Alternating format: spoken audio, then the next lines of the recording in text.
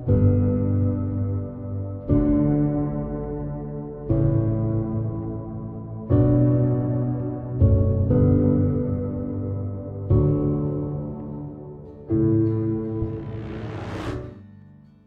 Battle Ready family, tonight's cry is come home.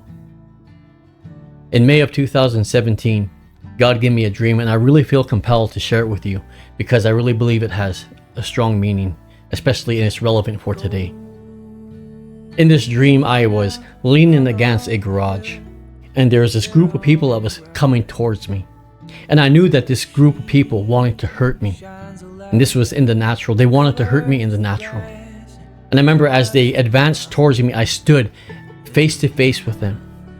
And as we began to have conflict with one another, I was reminding them that I had a big family. And as we reached out to swing at one another, everything just disappeared. And I was brought back to Bible times. And I was in the middle of the Colosseum in Rome.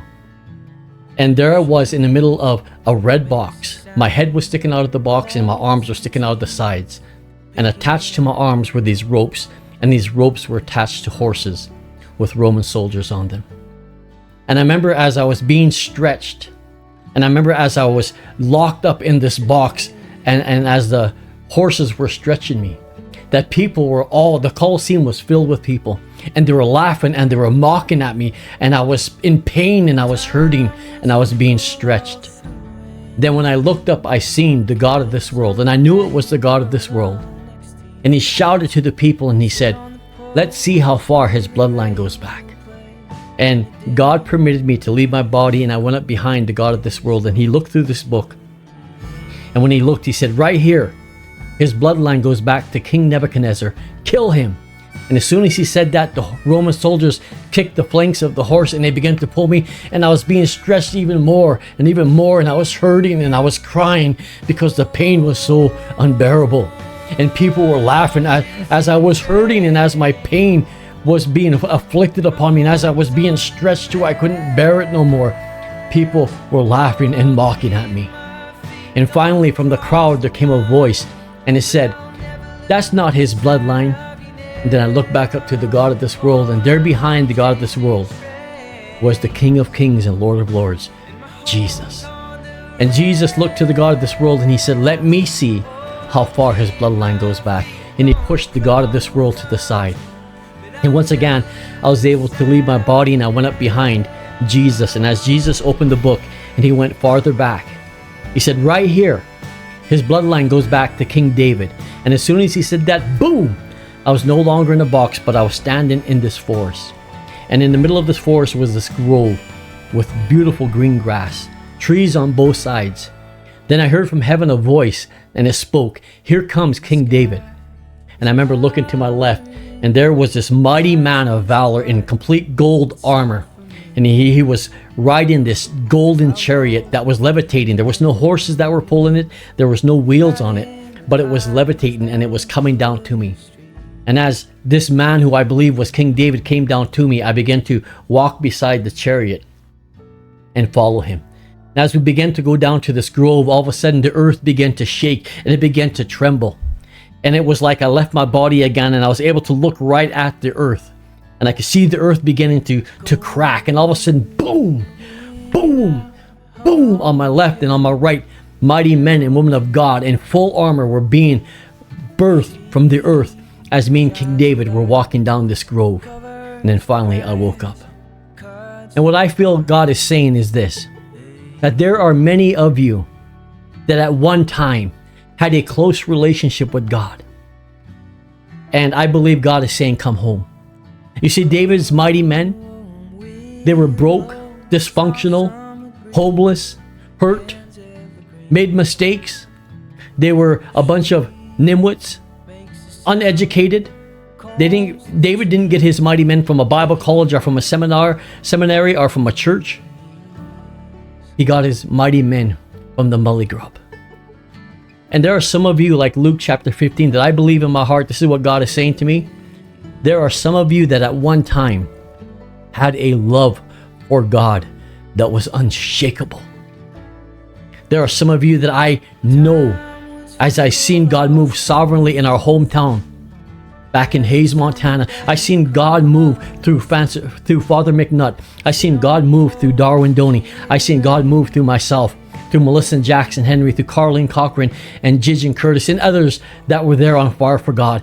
I remember having prayer meetings at Hawken and Cairns, and I remember God doing sovereign things. But this is what God is saying. There are some of us that are not there no more. And it wasn't that God it isn't that God left. It's that we left. I seen God get a hold of people in the churches I pastored in Belcourt and Dunseith and Rapid City. And I believe some of you, like the prodigal son, have walked away from the Father's house. Got, for some reason or another, it doesn't matter. But I believe this is the battle cry tonight that God is saying, it's time to come home. You see, the prodigal son, the Bible says, when he went to a far country. And maybe some of you tonight think you're so far from God, like, how can I return? Come back to God is waiting with open arms. Even now in my spirit, even now, as I remember some of you weeping at the altars, God is saying that the altars of the churches, they're dried and they're cracked because no one goes and weeps at them anymore. I remember what God did in our hometown when many people from the community would come to the revival services and we would be on our face crying out to God. I seen God, and I remember God speaking words into your life through the evangelist. And those words still hold true to this day. God is saying, brothers and sisters, it's time to come home. It doesn't matter what you've done. God used a bunch of misfits and raised them up to be a mighty, mighty army for King David. And I believe God is using me and Brother Rodney and other men and women of God to call these women and these men that once had a love for God that was unshakable. I believe God is going to use us to bring you back home. It's time to come home. That's what I feel compelled in my spirit. I feel to say it. You see, the prodigal son in Luke chapter 15, the Bible says that when he came to himself, and listen, I believe some of you, even right now as I speak, even right now as I am sharing this with you, you can relate. You're not where you used to be. As a matter of fact, you're not even where you should be.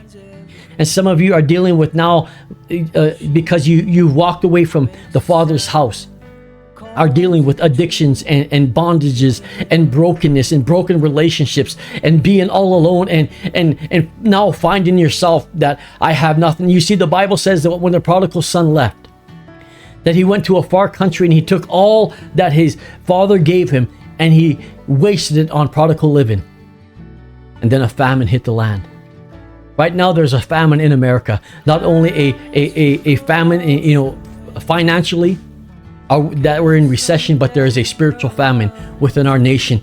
But God is about to call those mighty men and women back into his bosom.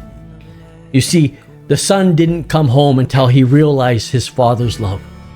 And in his heart he said, maybe he won't receive me back as a son, but maybe he will receive me as a servant.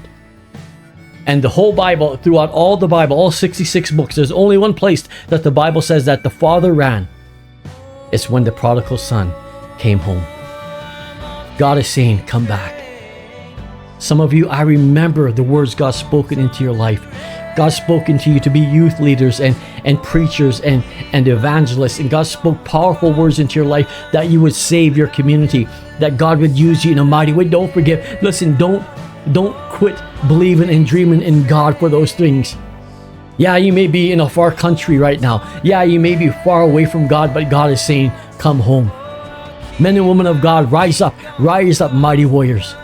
And it's time to come home and run back to God, because God is waiting there for you with open arms. Let that be your battle cry. I want to go home. Let that be your petition, your cry out to God. Let that be your cry right now. I want to come home. I'm tired of living like this. I'm tired of being alone. I'm tired of being broken. I'm tired of being broken. I'm tired of being sick and depressed and just overwhelmed with fear and anxiety. I'm tired. Pastor, I just want to go home. Some of you are from the churches in Dunseith and in Belcourt and in Hayes and in Lostville. Some of you I've ministered to And I remember the words God spoken into your life. Don't let go. Don't quit dreaming. Come back to the Father's house. It's time to come home. God bless you.